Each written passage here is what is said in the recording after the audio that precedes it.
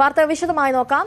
കോതമംഗലം SHOയെ ഭീഷണിപ്പെടുത്തിയ കേസിൽ പ്രതി അർജുനായികയുമായി പോലീസ് തെളിവെടുപ്പ് നടത്തുകയാണ്. കടവന്ത്ര RK അപ്പാർട്ട്മെന്റിലാണ് തെളിവെടുപ്പ് നടക്കുന്നത്. അർജുനായികയെ 2 ദിവസത്തേക്ക് പോലീസ് കസ്റ്റഡിയിൽ വിട്ടിരുന്നു.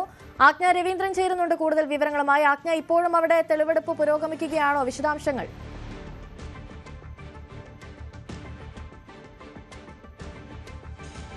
അനുശ്രീ, കടവന്ത്ര RK അപ്പാർട്ട്മെന്റ്സിലാണ് അർജുനായികയുമായി പോലീസ് തെളിവെടുപ്പ് നടത്തിയത്. ആ തെളിവെടുപ്പ് കടവന്ത്രയിൽ നടത്തിയിട്ടുള്ള തെളിവെടുപ്പ് നടത്തി കഴിഞ്ഞിട്ടുണ്ട്. ഇനിയും 2 ദിവസമാണ് പോലീസ് കസ്റ്റഡിയിൽ കോതമംഗലം പോലീസിന്റെ കസ്റ്റഡിയിൽ വിട്ടിട്ടുള്ളത്. കോതമംഗലം മജിസ്ട്രേറ്റ് കോടതിയുടേതാണ് നടപടി. 2 ദിവസത്തിന് ശേഷം, അതായത് 2 ദിവസത്തിനുള്ളിൽ നിരവധി തെളിവെടുപ്പുകൾ നടത്തേണ്ട സാഹചര്യമുണ്ട്, ചോദ്യം ചെയ്യേണ്ട സാഹചര്യമുണ്ട്. എന്തായാലും ഊന്നുകൽ SHOയെ ഭീഷണിപ്പെടുത്തി, അതിനു മുൻപ് തന്നെ കോതമംഗലം മുൻ SHO പ്രശാന്തിനെ ഭീഷണിപ്പെടുത്തി.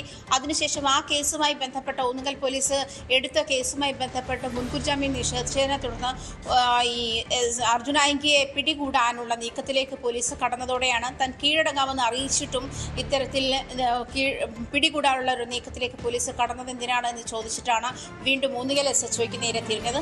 ഇങ്ങനെ ഈ 2 കേസുകളാണ്. തുടർന്ന് ആഭ്യന്തരമന്ത്രിയെ ഭീഷണിപ്പെടുത്തുന്നു. അങ്ങനെ എൻ്റെ സിസ്റ്റത്തെ മുഴുവൻ ഈ ചോദ്യം ചിഹ്നത്തിലേക്ക് നിർത്തുന്ന, വെല്ലുവിളിക്കുന്ന ഒരു സാഹചര്യത്തിലേക്ക് അർജുനായിക കടക്കുകയും അതിൽ പോലീസിന് അർജുനായിക്ക് പിടികൂടിയേ മതിയാവും എന്നൊരു സാഹചര്യത്തിലേക്ക് എത്തുകയും ചെയ്തതാണ്. അങ്ങനെ എന്തായാലും തലശ്ശേരിയിൽ വെച്ച് പിടികൂടിയിരുന്നു. തലശ്ശേരി കോടതിയുടെ നിർദ്ദേശപ്രകാരം പിന്നീട് കോതമംഗലത്തേക്ക് കൊണ്ടുവരികയും റിമാൻഡിലാവുകയും ചെയ്തിരുന്നതാണ്.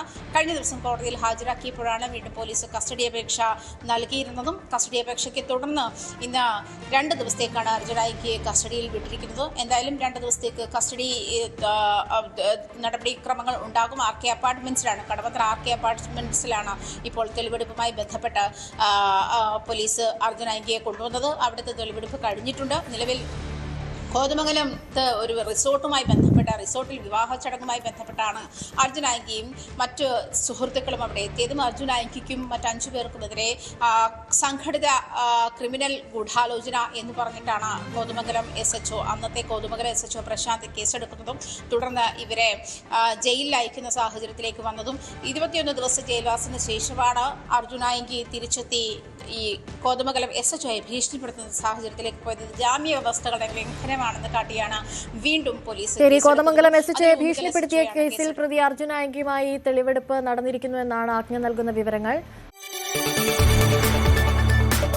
കൂടുതൽ വാർത്തകൾക്ക് News 18 Keralam YouTube channel subscribe ചെയ്യുക.